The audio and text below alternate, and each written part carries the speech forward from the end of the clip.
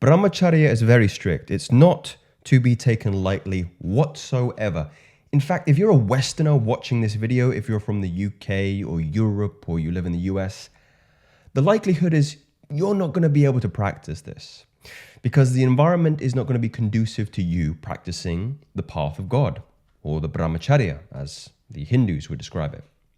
Now, I have a book here called the Krishna Consciousness, and in it, it denotes the true meaning, not the throwaway meaning of brahmacharya to be consistent with SR, but the true meaning of celibacy and the benefits of acting on this path and what it does for your relationship with God, the potency of strengthening that relationship with God. So I'm going to take you through this and add a little bit of color as I go on. So basically, brahmacharya means celibacy. The vow of brahmacharya is meant to help one completely abstain from sex, indulgence in work, worlds, and mind at all times, under all circumstances, and in all places. They are very strict, as I prefaced, and you'll see in a moment on this page here why I believe if you live in Western culture, these are not feasible. So the first one, starting off strong here, you shouldn't be thinking about women. You shouldn't be thinking about women whatsoever. You shouldn't be speaking about sex life. You've renounced it. Meaning, for those individuals that are set upon this path, marriage and family is not in your future. It's not in your future. You have dedicated your life to God. You have sacrificed your desires to the pursuit of a connection with divine. And though many men are more than willing to do that, I would caution some of you that may not be your dharma in this particular incarnation. You should not dally with women whatsoever. So no interactions with women whatsoever. You shouldn't even look with lust in your eyes at women. You should not talk intimately with women. You should decide to engage in sexual intercourse. So you shouldn't engage in sexual intercourse. You should not endeavor for a sex life. And you should not engage in a sex life. So, like I prefaced, I'll say it for the third time, extraordinarily strict as pertaining to the source I'm reading from here. So one who practices brahmacharya is called a brahmachari. And according to the Vedic principles, the first part of life should be utilized in brahmacharya for the development of character and spiritual qualities. Brahmacharya is thus student life, a student, and God is the teacher. It is traditionally rigorous, disciplined, and austere. It is a life of cultivation, of preparation for the future. In all ashramas, devotees are cultivating Krishna consciousness, the consciousness of God, preparing for the examination of death. But the brahmachari period is specifically meant for training in how to control the mind and the senses, to subdue the mind, training to be a sannyasi. Sannyasi is like a renunciate. The training is by submission to, service to, and friendship to the guru. So traditionally, you would dedicate yourself to a ashram, and you would dedicate yourself to a guru who would imbue you with Krishna consciousness, God consciousness. I think one of the greatest examples of this, most common examples of this, would be anybody who's read the book Autobiography of a Yogi by Paramahansa Yogananda, in which Yogananda set out in service and went to the ashram of Sri Yukteswar and learned some unbelievable, and I can't place enough emphasis on that adjective, unbelievable power. Unbelievable power. Unprecedented. Unearthly. So in the terms, it is stated the highest standards of brahmacharya means the vow to not marry, but to observe strict celibacy throughout life. And this is also known as the Great Vow. It refers to one who never wastes his sexual fluid at any time. It also refers to an individual who has never fallen down.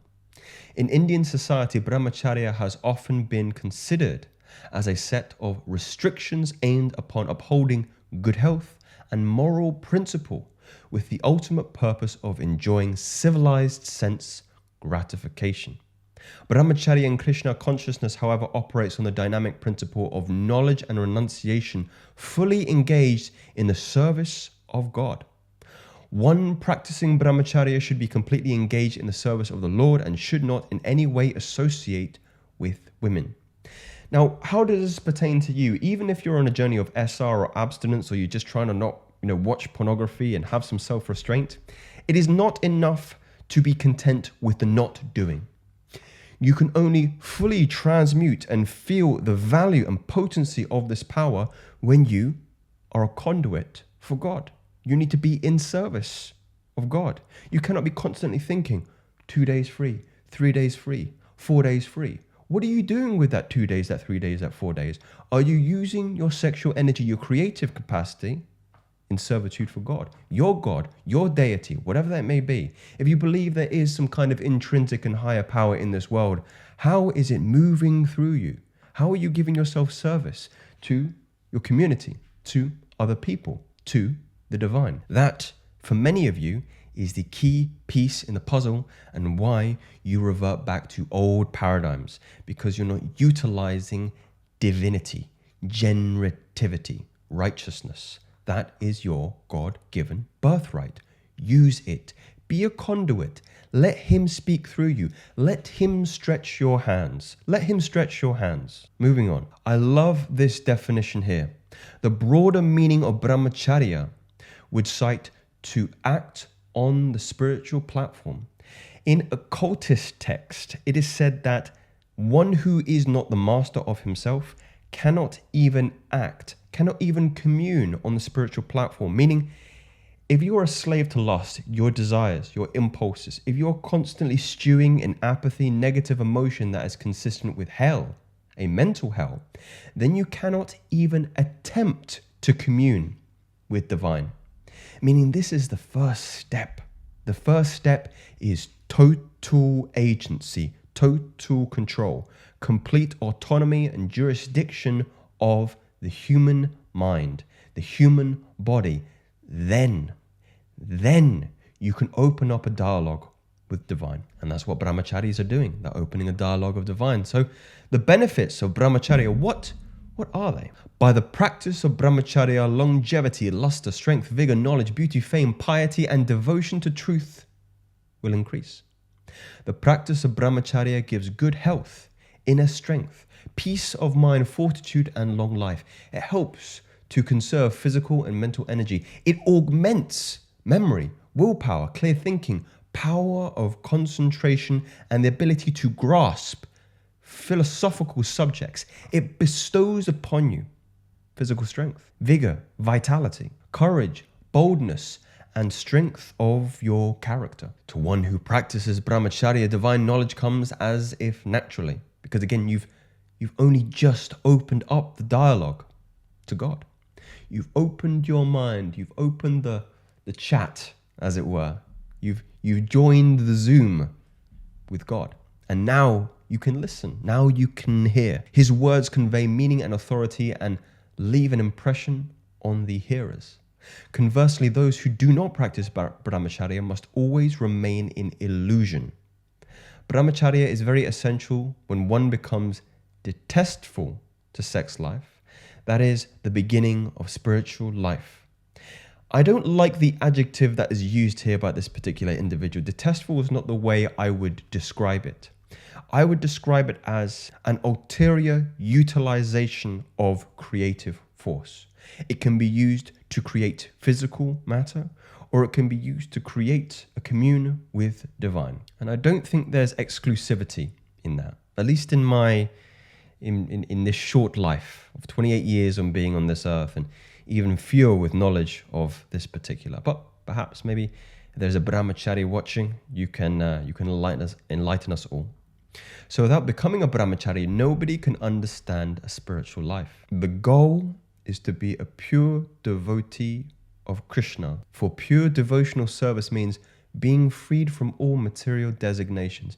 You're burning off your karma so quickly that should you choose not to incarnate again, that be your wish. You have stopped the manifestation of action. You are bringing a halt to the reality of causality. I'm not going to go through every piece of detail and fine tooth of comb here and just kind of highlight the most relevant, especially this one pertaining to a rigid program to control the senses, without of which there will be no possibility to advance to higher levels. A human being is meant to be trained according to certain principles to receive his original knowledge. One of the foundational teachings of Hermeticism is that you already have the knowledge, and this distraction of the senses is a fundamental barrier in you actualizing that. And practicing austerities such as brahmacharya, such as meditation, is a vehicle for you re-realizing what you've already known all along. So gentlemen, please tell me if you value the dialogue here and the references to this fantastic and very interesting resource. Although there are some bones of contention I will have about how to integrate such a lifestyle into a traditional Westerner's lifestyle like me, because as soon as I go on some of the social media, some of the aforementioned 8 pillars of brahmacharya are in danger of being broken. So how can we better take these and integrate them in a more feasible and reasonable way into our lifestyles? I would love to hear some of your methodologies and systems in order to do so. But as always, maybe these are theories, maybe these are facts. You tell me. Speak soon.